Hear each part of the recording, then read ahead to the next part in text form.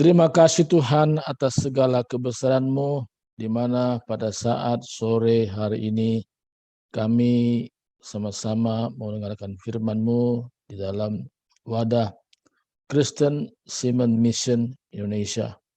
Tuhan, biarlah pengurapan-Mu senantiasa turun atas kami. Saat firman-Mu sampaikan kami mengerti, bahkan kami semua menjadi pelaku-pelaku firman-Mu. Terima kasih Tuhan, berfirmanlah Engkau, kami sudah siap untuk mendengarkannya. Di dalam nama Yesus Kristus, kami sudah berdoa. Amin. Ya, hari ini kita akan belajar sama-sama tentang bagaimana pengertian hidup di dalam Yesus. Berita sekarang ini banyak kita dengar berita mana-mana, kadang-kadang berita yang bukan membuat kita jadi tenang, tapi kadang-kadang berita menakutkan terjadi. Bahkan juga ada beberapa motivasi orang datang kepada Yesus, itu hanya mujizat, kesembuhan.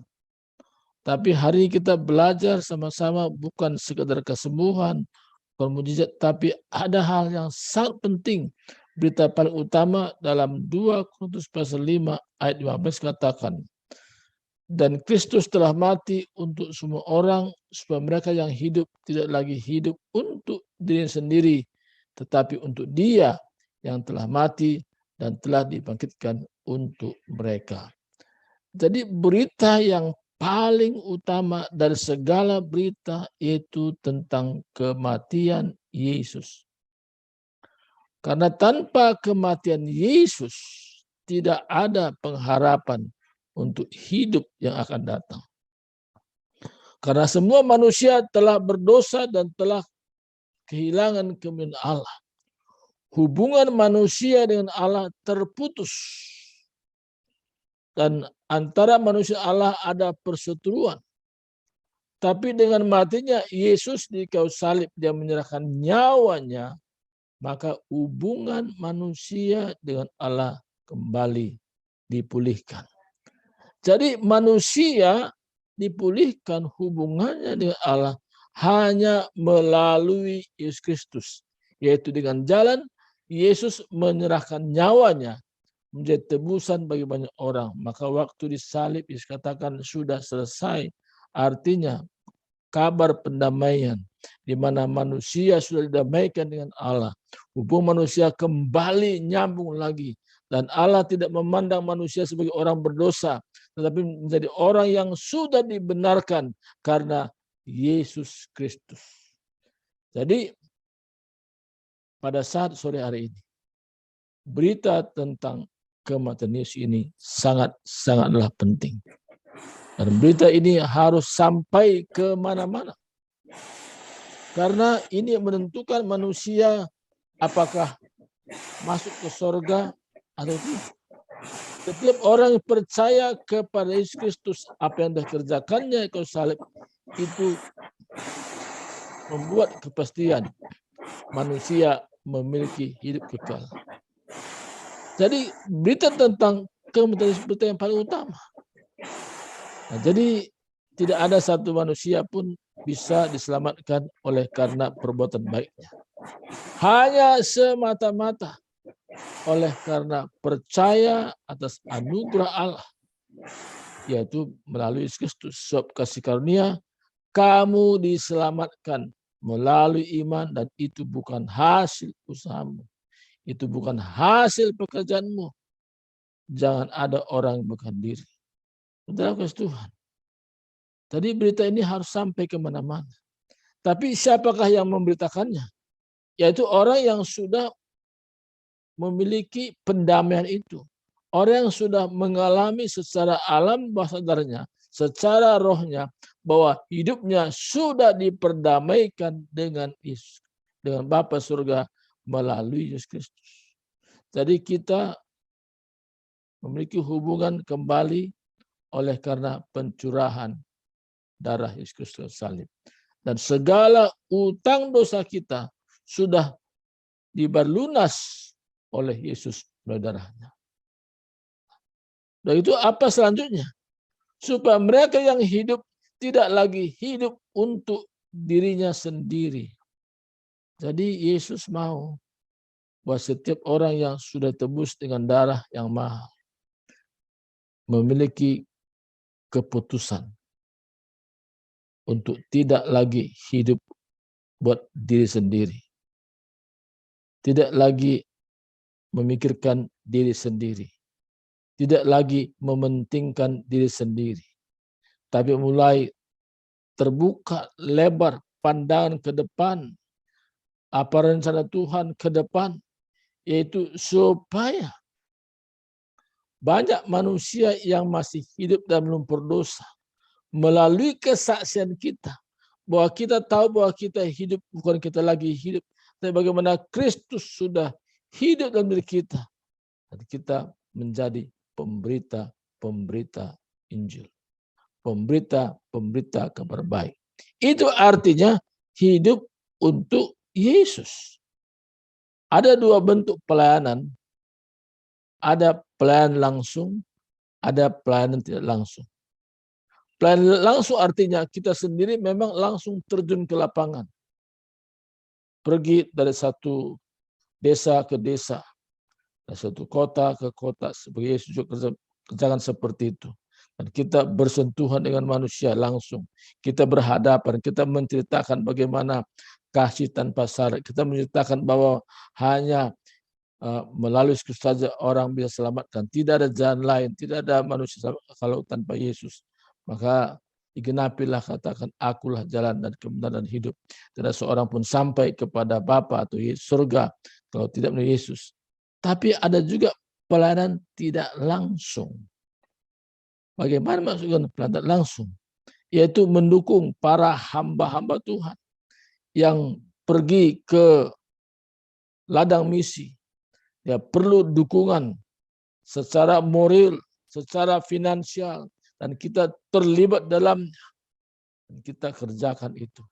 Itu artinya hidup untuk Yesus. Jadi ada pelayan langsung, ada pelayan tidak langsung. Kalau ini dipadukan menjadi satu kekuatan luar biasa. Ada memang langsung, tetapi dia memang soal dana kesulitan. Tapi kita yang membackup juga orang pergi menginjil. Nah, makanya saudaraku, kita perlu juga artinya ambil bagian dalam pelayanan langsung ini. Jadi kalau kita ada teman, kita memang terlihat dia begitu getol, begitu bersemangat untuk memberitakan Injil. Dan kita juga bisa ambil bagian, walaupun mungkin nilainya nggak terlalu besar, tapi kita bisa sisihkan berkat-berkat Tuhan untuk mendukung para penginjil, hamba-hamba Tuhan yang langsung ke daerah yang sangat membutuhkan berita kabar baik.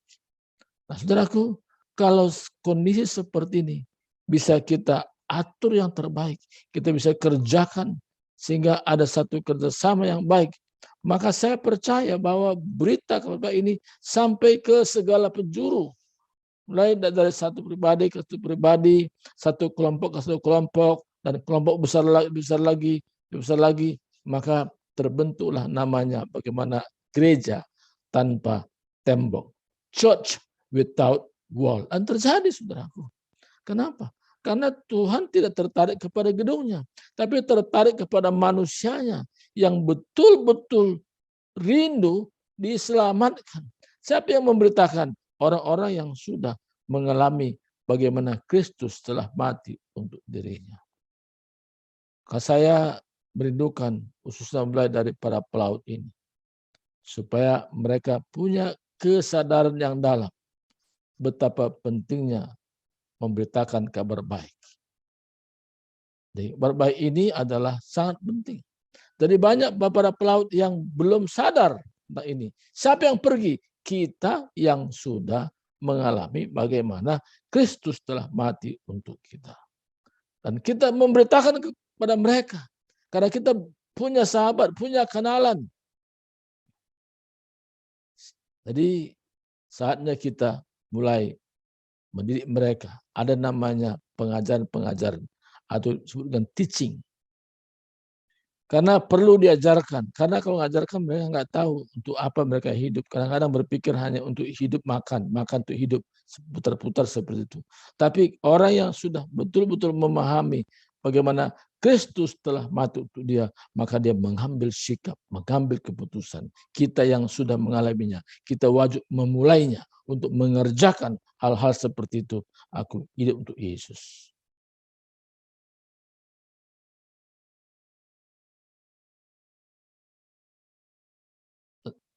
Sebentar lagi, supaya mereka hidup tidak lagi hidup untuk diri sendiri, tapi untuk Dia yang telah mati dan telah dibangkitkan untuk mereka. Jadi dengan matinya dan bangkitnya Yesus dan antara mati, ada pengharapan. Jadi pengharapan kita oleh karena Yesus bukan hanya mati, tapi Dia bangkit lagi dan naik ke surga. Dari surga, Yesus pernah berjanji, aku tidak tinggalkan kamu sebagai yatim piatu, tapi aku beri kepadamu roh penolong, roh penghibur, dan dia akan menyertai kamu sampai selama-lamanya. Tujuannya apa? Supaya kemanapun kita pergi melayani, ada kepastian yang kita sampaikan, hidup kekal. Yang kedua, ada kekuatan, ada semangat demi semangat, dan kita mengalami sendiri karena pribadi Roh Kudus itu tidak keluar masuk, tapi tetap tinggal bersama-sama kita, membuat kita mampu menyampaikan kabar baik. Maka mulai dari kalangan para pelaut ini, perlu pembinaan demi pembinaan. Banyak bertebaran ketika mereka ada di Batam, ada Jakarta, ada Tangerang, ada Depok, ada juga di Sulawesi, bahkan ada yang tinggal di luar negeri. Siapa yang memberitakan itu pada mereka? Yaitu orang yang sudah betul-betul memahami untuk apa dia hidup. Dia mengerti untuk apa dia hidup. Dan hidup bukan untuk diri sendiri, tapi untuk Yesus. Nah, hari ini kita perlu gaungkan kabar ini. Ketika kabar ini gaungkan, ada upah tersedia. Setiap orang yang dengan sukarela mengabarkan Injil kepada komunitas para pelaut pada khususnya, dan kepada semua manusia, sahabat kenalan pada umumnya, ada upah tersedia. Upah apakah itu? Ada mahkota. Mahkota yang sifatnya kekal, yang tidak pernah layu, tapi tetap itu dicatatkan bagi orang-orang yang mengabdikan diri untuk melayani. Jadi jerih payah kita dalam melayani, Tuhan perhitungkan. Kalau upah dari manusia itu sangat-sangat terbatas, tapi upah dari Tuhan sifatnya kekal. Dan kita akan menerima upah itu. Sehingga kita berkata, terpuji nama Tuhan. Apapun yang saya kerjakan semasa saya hidup, semuanya tidak ada sia-sia. Semua berarti, semua berguna. Itu membuat kita tetap semangat dalam melayani, menyampaikan firman Tuhan, membangun persahabatan, beritakan kabar baik kepada setiap orang. Tuhan berkati, itulah firman Tuhan. Hari ini sebelum saya serahkan kepada Pak Erpidame, kita berdoa. Bapa dalam surga, kami sangat bersyukur di mana Abang-Mu sudah menyampaikan tentang isi hati-Mu, bahwa berita tentang kabar baik, tentang kematian Yesus sangat penting diperdengarkan kepada banyak orang.